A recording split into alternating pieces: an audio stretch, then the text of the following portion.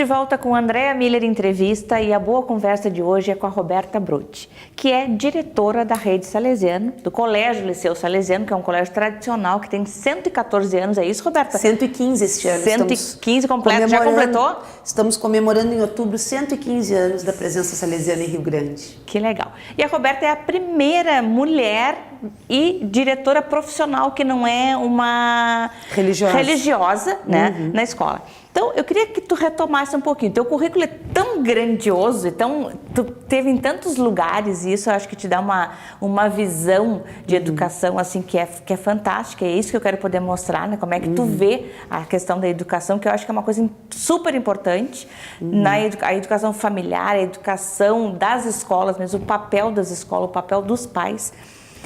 E aí eu queria que tu contasse pra gente, tu entrou na Rede Salesiana em 2014. Isso. E tu és diretora de lá há 1 ano e 4 meses. E tu já estás lá há 2 anos e 5 meses, 4 meses, né?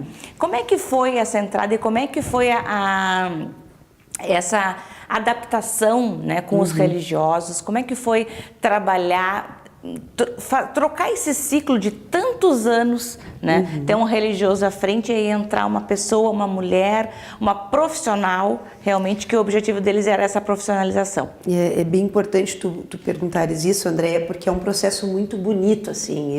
Para nós que trabalhamos com educação, a gente perceber as pessoas irem se constituindo algo diferente. Eu acho que é por isso que eu sempre aceitei os desafios e fui me colocando em muitos lugares, né? Não fiz raízes que não pudessem... fiz raízes em relação às questões que eu acredito, né?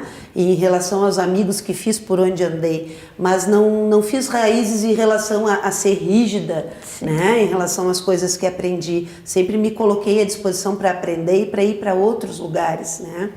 E esse processo é muito bonito porque a gente vê os religiosos também aprendendo com isso tanto quanto nós. Isso, né? Que bacana, né? Essa troca é bonito esse processo. E esse processo deles também chegarem a essa conclusão. Sem dúvida, isso é, né? Eu penso que isso é de uma intelectualidade, de um movimento intelectual muito interessante e muito generoso também. Com né? certeza. À medida que eles são os donos dessas empresas, né? Porque as escolas salesianas são empresas, né? E que vendem um serviço educacional e que, no entanto, eles passaram a entender que eles poderiam delegar aos leigos, né, a tarefa de também cuidar das suas empresas, uma vez que a pedagogia salesiana é uma pedagogia que ela faz questão de deixar clara a importância de leigos e religiosos viverem juntos e compartilharem os desafios do cotidiano, né? Seja na vida social, seja na vida dentro da escola. Sim. Isso faz parte, isso constitui a pedagogia salesiana. E, no entanto, até hoje esse processo hierárquico sempre estava focado na mão dos religiosos. Hoje, o que a gente percebe e como é que se dá essa estrutura?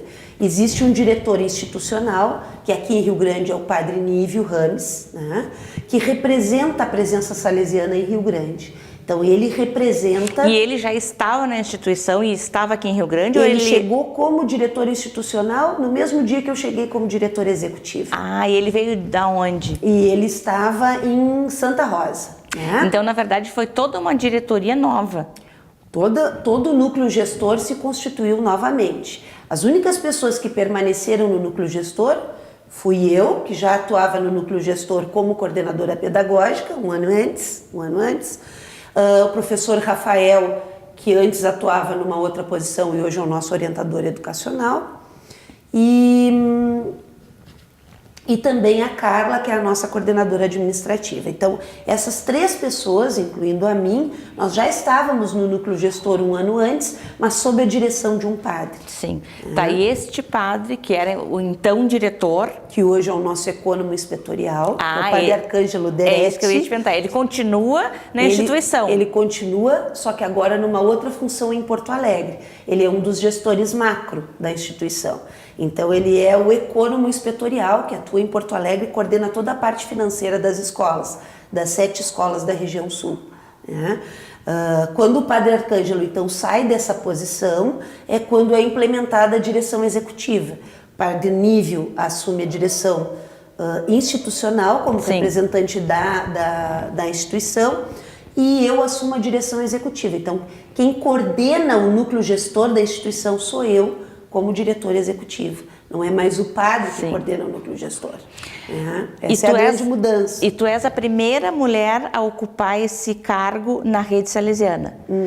Aqui na Inspetoria Sul. Sim. No Brasil, em outras instituições do Brasil e do mundo, aqui na América Latina, já existem outros leigos atuando. Essa é uma tendência mundial da rede salesiana de escolas. Nós somos a maior rede católica de escolas do país. E nessa Quantas nossa escolas rede, tem? nós temos mais de 110 escolas pelo país. E nessas 110 escolas nós já temos muitos leigos atuando nas direções, mas na Inspetoria Sul nós somos a primeira experiência. E como a nossa escola é uma das mais antigas do país, a nossa escola tardou bastante a inserir um leigo na gestão executiva, né? Mas eu me alegro demais de poder estar compartilhando o meu trabalho aqui. Não, tem que se orgulhar mesmo, porque é uma coisa assim, né, que honra qualquer profissional. E eu imagino assim que as reuniões que tu deve ter com o pessoal da rede, porque como é uma rede, deve ter muita troca, né? Tem. E aí tu tem que trabalhar com os religiosos também das outras instituições que não migraram ainda para profissionais. Exatamente, só que assim, a maioria dos religiosos que se mantiveram nas gestões são religiosos que têm uma inserção formativa na educação. São pessoas que se dedicaram a estudar a educação também, né? Muitos tanto quanto eu, outros até mais, né? Eu concluí o ano passado o mestrado em educação e fiz outra especialização em gestão também, quando era professora do Anchieta, o próprio Anchieta que investiu no meu processo formativo, né? Mas muitos padres também têm uma trajetória de formação na área educativa e esses com certeza se manterão à frente das instituições. Não, né? não é porque tu é um religioso que tu não pode estar à frente. Exatamente. Não é esse o diferencial é a formação. Exatamente. Né? É poder profissionalizar os processos de gestão. E esse é o diferencial. Bom, Roberta, na tua opinião, com essa experiência, com essa bagagem toda que tu tem, a gente pode dizer que essa bagagem tem quantos anos, mais ou menos? Em torno de 18 anos. 18 anos. Eu comecei a atuar na educação, e aí comecei com jovens e adultos, em 96, então há 20 anos. Né? Mas eu era estudante ainda de pedagogia, comecei a trabalhar com alfabetização de adultos numa empresa privada aqui em Rio Grande. E mais tarde, então, formada, aí sim, desde 98. Que legal. E com essa tua bagagem toda, qual é o maior desafio da educação? Olha, Andréia, eu penso que não saberia te dizer qual o maior desafio, né? Tendo em vista a complexidade que a educação se coloca hoje, muitos vieses, muitas perspectivas educativas, né? Demandas mais utilitaristas do conhecimento, demandas mais voltadas para a questão das relações, né? E da aplicabilidade dos conhecimentos na vida cotidiana, que é muito mais afinada com a nossa pedagogia, por exemplo, né? Mas eu entendo que um dos principais desafios é poder associar esse mundo de informações que a gente vive, né? E esse mundo onde a educação não se restringe mais à família e à escola, mas a educação se dá pela mídia, se dá por todo o acesso que se tem ao conhecimento, muito para além da escola e da família, e poder mobilizar esses conhecimentos de modo que a criança, que o jovem e que nós adultos tenhamos condições de mobilizar esses conhecimentos na nossa vida cotidiana. Tenhamos condições de perceber que esse conhecimento, ele tem validade na nossa relação com o outro. Ele vai fazer diferença no meu cotidiano, na minha vida. Sim. Porque se esse conhecimento ele não tem validade para a minha relação, para a minha inserção no mundo, para eu fazer diferença no mundo, né? E isso é uma questão que eu sempre procuro afirmar, eu não admito estar no mundo. Né? Eu admito, para mim, somente ser no mundo. E a gente está aqui para fazer uma diferença e a pedagogia salesiana, ela vem nos dizer isso. O conhecimento é algo fundamental para eu ser no mundo alguém que faz a diferença. Então, por isso que nós primamos pelo aquilo que chamamos de excelência humana e excelência acadêmica. A excelência acadêmica é fundamental, a escola tem o seu papel de ensinar. Esse papel não pode ser retirado da escola.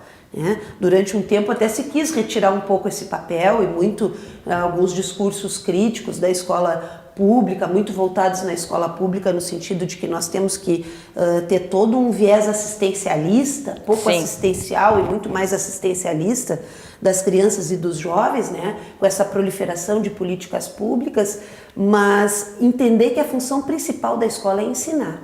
Retirar isso da escola é retirar a função da escola. Né? Mas ensinar para o quê? E aí entra esse sujeito como um sujeito que mobiliza conhecimentos nas suas relações. Então é preciso ter excelência humana. Sim. E eu te digo assim, me alegro de falar que a minha escola é um ambiente de excelência humana e de excelência acadêmica, onde as pessoas são felizes na escola. Porque se a escola não é espaço onde as pessoas possam ser felizes, sejam os profissionais, sejam as crianças e os adolescentes, então ela passa a ser um ambiente chato, um ambiente onde eu não quero ir. Eu tenho um problemão na minha escola, as crianças não querem ir embora para casa. Coisa boa! Eles choram para ir para casa, inclusive o meu filho, ele quer ficar na escola. Que legal. Ele tem que idade, Roberto? Meu filho tem 5 anos. E ele está lá no ele está pré? No salesiano. Ele está no último nível do infantil, que é o infantil 3, que é o pré-ensino fundamental. Que legal. A gente vai para um breve intervalo e volta já já.